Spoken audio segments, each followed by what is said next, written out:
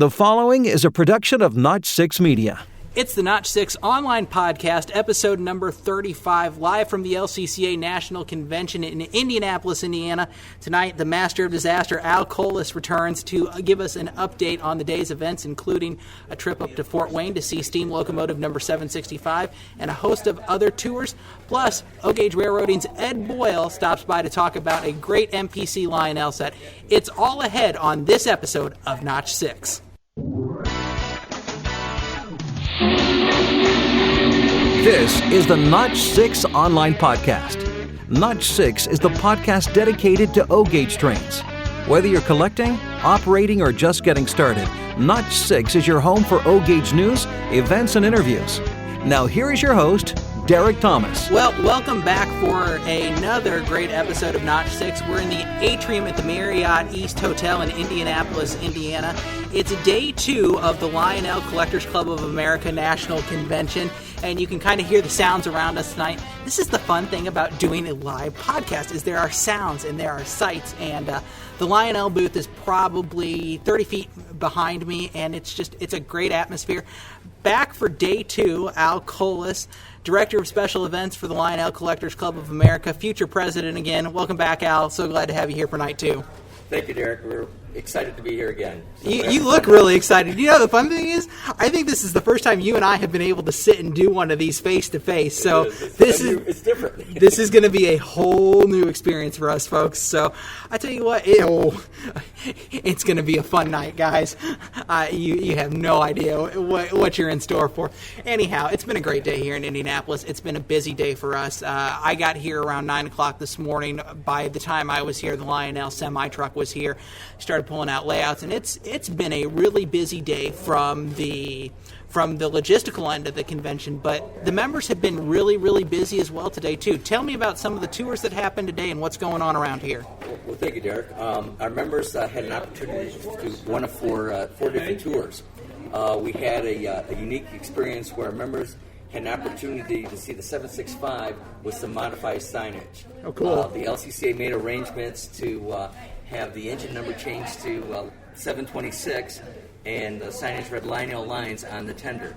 So it's a Berkshire, and it really went over well with our Lionel collectors. So they loved the Lionel designation, and it was really exciting.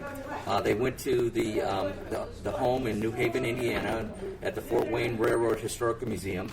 Our members had the opportunity to get up in the cab with Rich Melvin. And, they got to touch all the knobs and the gauges, and some of the members even got to blow the whistle. So it was a great tour. Our members really, really enjoyed it. So that was just one of the train rides that we have planned for this week. We also had a couple of unique tours today. The theme for our convention has been kind of planes, trains, and automobiles. So for our plane enthusiasts, our members took a tour to the National Museum of the Air Force in Dayton, Ohio.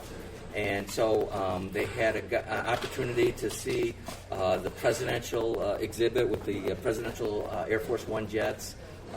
Just a phenomenal museum. I don't know if you've ever been there, but I think it's better than the Smithsonian. They have one of every plane. They have prototype planes, jets, just incredible. They have a space program exhibit. It's really good. We had another tour where we went to Kokomo to an obsolescence glass manufacturer.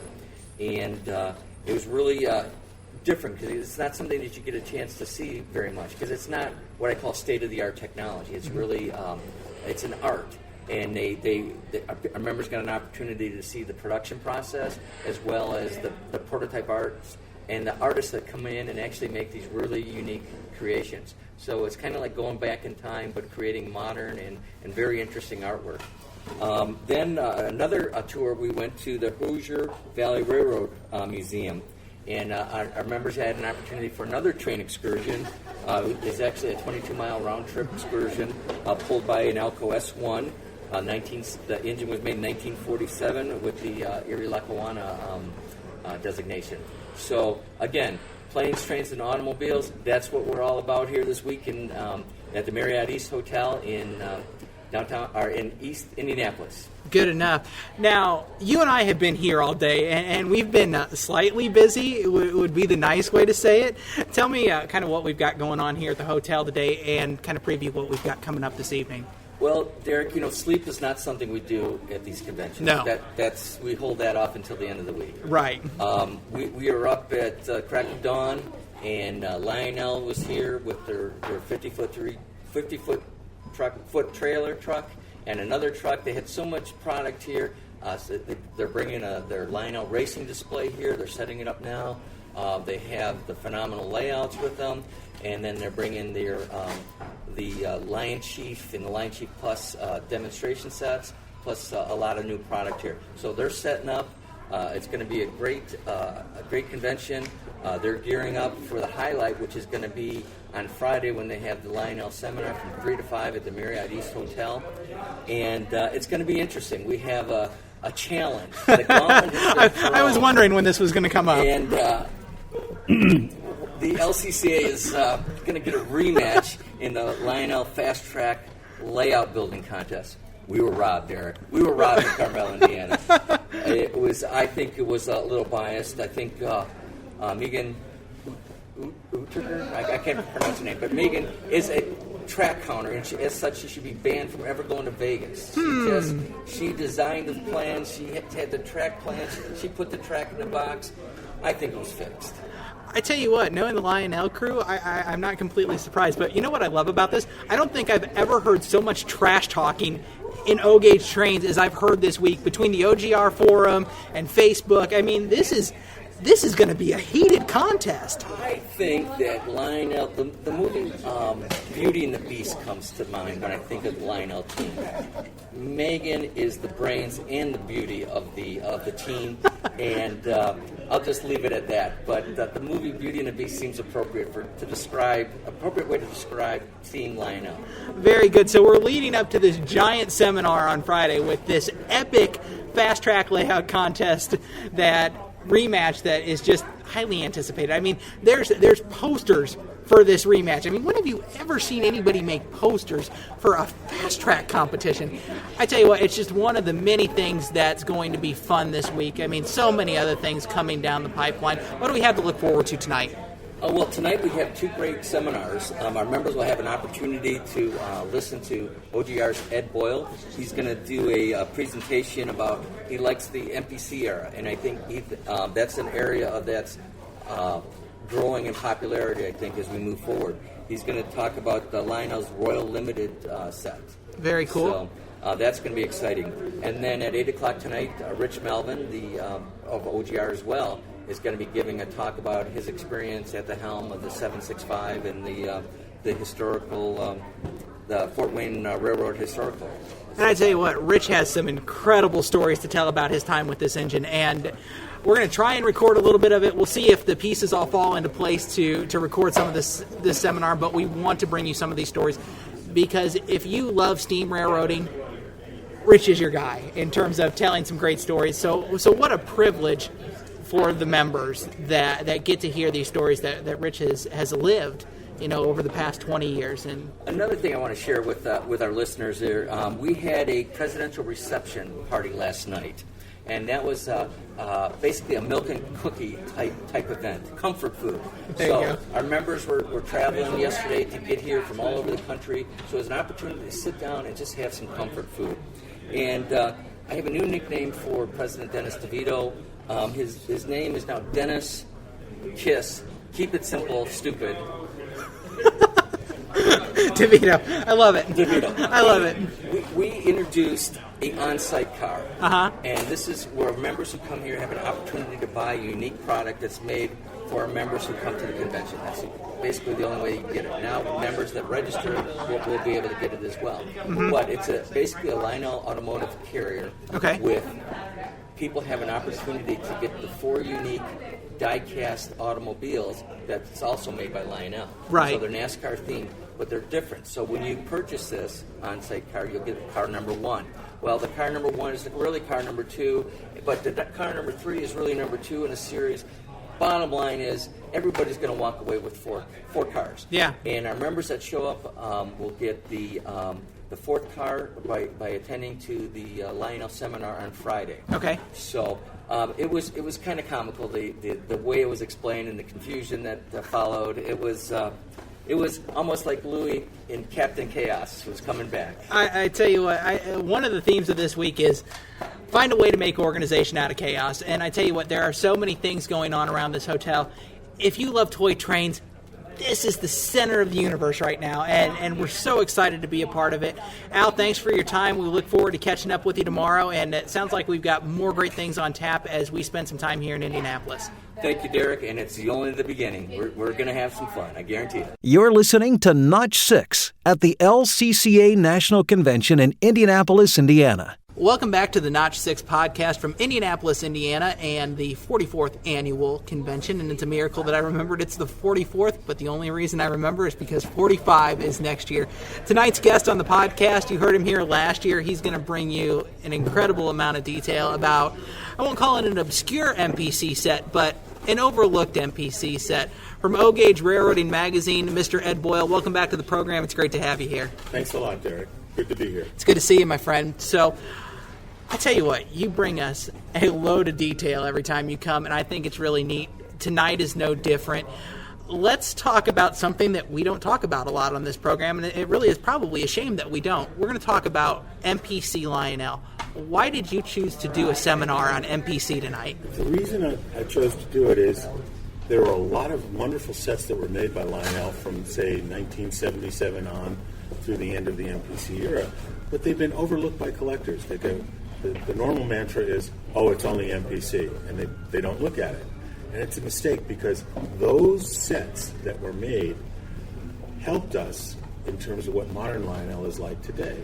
Okay, there was steady improvement with Lionel from about the mid-'70s on. Every set got better, decoration techniques got better, and later in the game, not by 1980, performance got better. But by 1980, it was amazing how much Lionel had learned about decorating trains again. Because basically these were toy guys from the MPC era. And they used a lot of the techniques that they learned in the toy business to decorate Lionel trains. Okay. In terms of performance, not so much. But the reason I picked the 1980 Royal Limited set is because it's so colorful. It broke new ground in terms of looks, in terms of complexity of the decoration and how it was painted and whatever. So that's why I'm using it as kind of a milestone, as a touchstone for MPC production. Okay, and for our listeners who aren't familiar with the Royal Limited set, it's a chassis system set. Can you tell them what was included in that set that made it so unique? One of the things that made it very unique was the number 8061, the U36C diesel that it had. First of all, it had six-wheel trucks. Okay, and when you look at the chassis coloring, it's red. It's blue, orange, yellow, and the six-wheel trucks that were almost silver sort of set the whole thing off and make it look more massive. The intriguing thing is, if you look at it a little more carefully, you find out the trucks were not even painted. So for the first time, by accident, okay, we had weathered trucks. Yeah. Now, why Lionel chose not to spend the extra money to have the things painted silver, I don't know. But in some odd way, it makes them look better. Right, okay? right. There was a crane with six-wheel trucks, and those six-wheel trucks were used for the 1978 Blue Comet set. Okay. And what happened was MPC had spent a hot load of money developing those six-wheel trucks, a lot more money than they thought they were going to do for the passenger car trucks, which, by the way, are used to this day for the Polar Express. Anyway, the MPC guy said, "Hey man, we've got this investment here. We have to do something with them." So they used them for cranes. They used the six-wheel trucks for tenders, and of course they used them for diesels as well. Huh.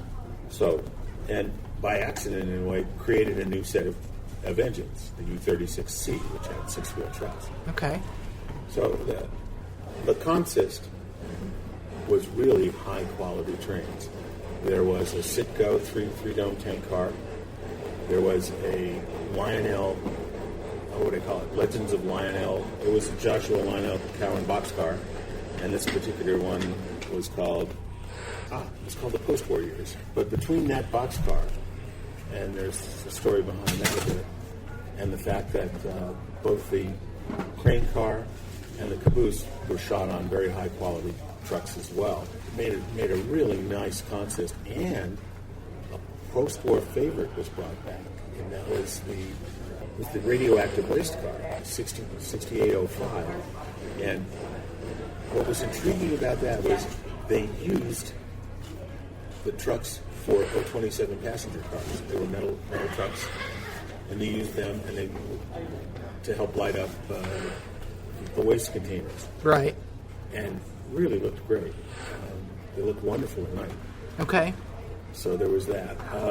So if you look at the contest, like the three dome tank car, the Joshua Lionel Cowan boxcar, the radioactive waste car, the crane with the 6-wheel trucks, and the very high quality bay window caboose.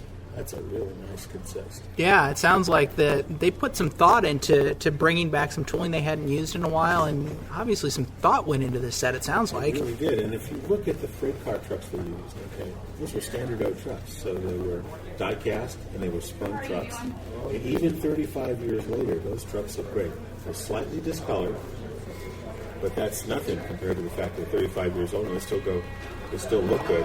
And the thing was, although nobody realized it at the time, that rolling stock tracked well and ran well on tubular track.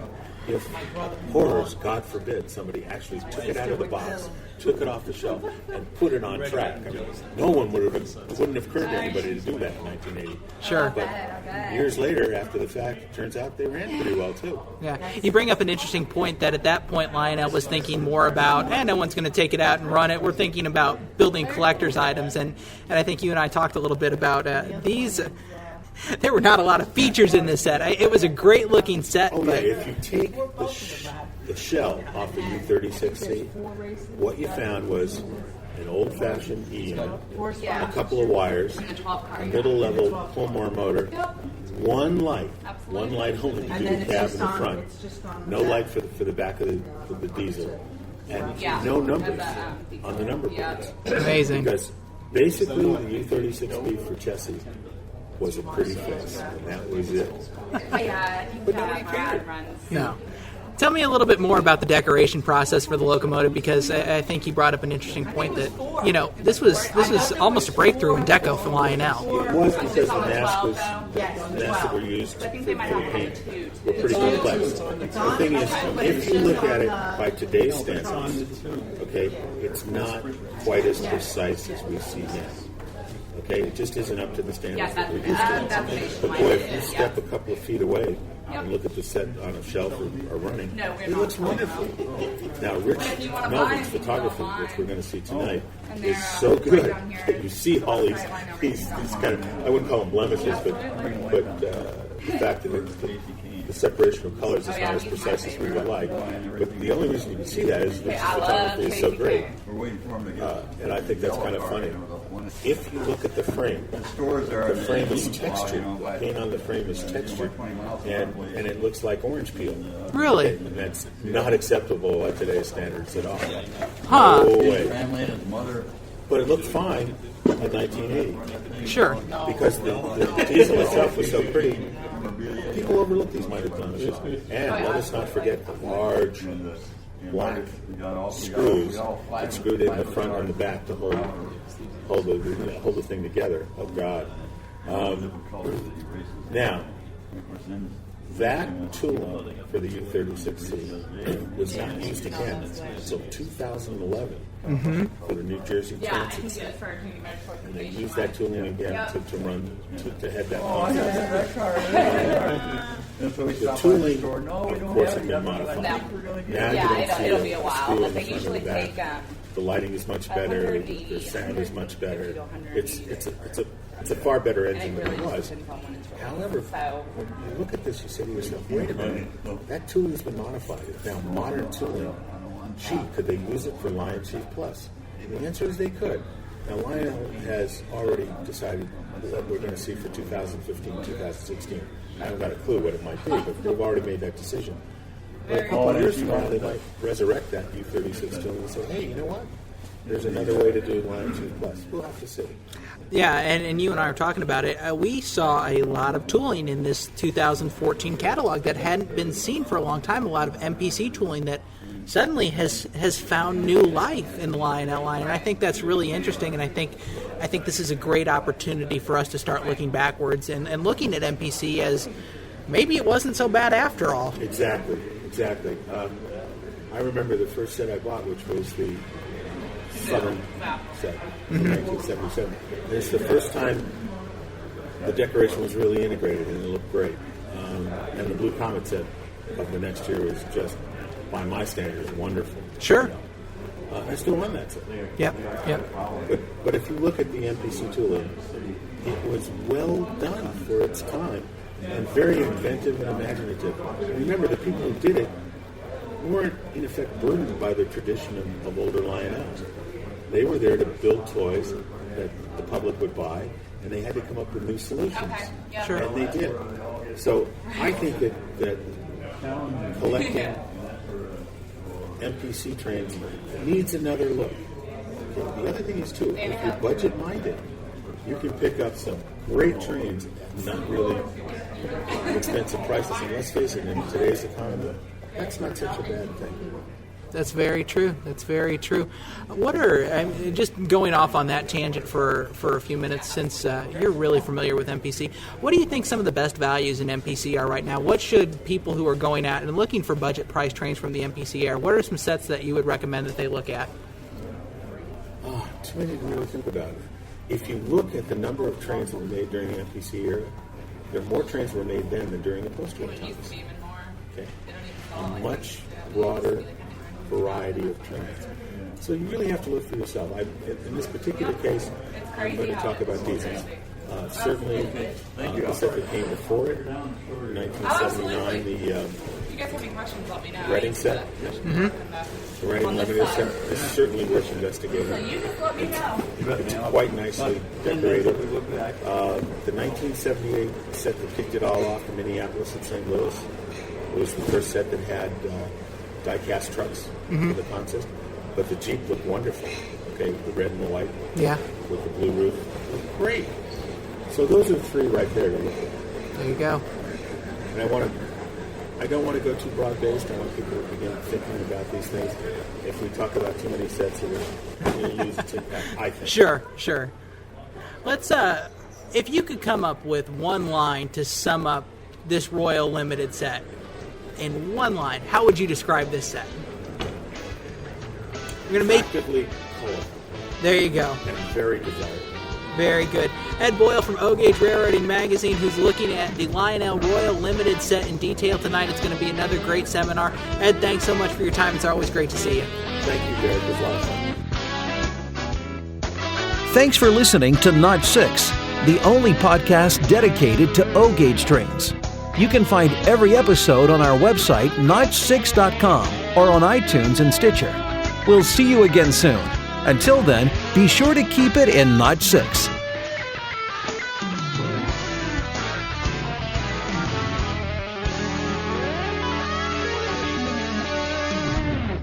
The following has been a production of Notch 6 Media and is intended for private use only.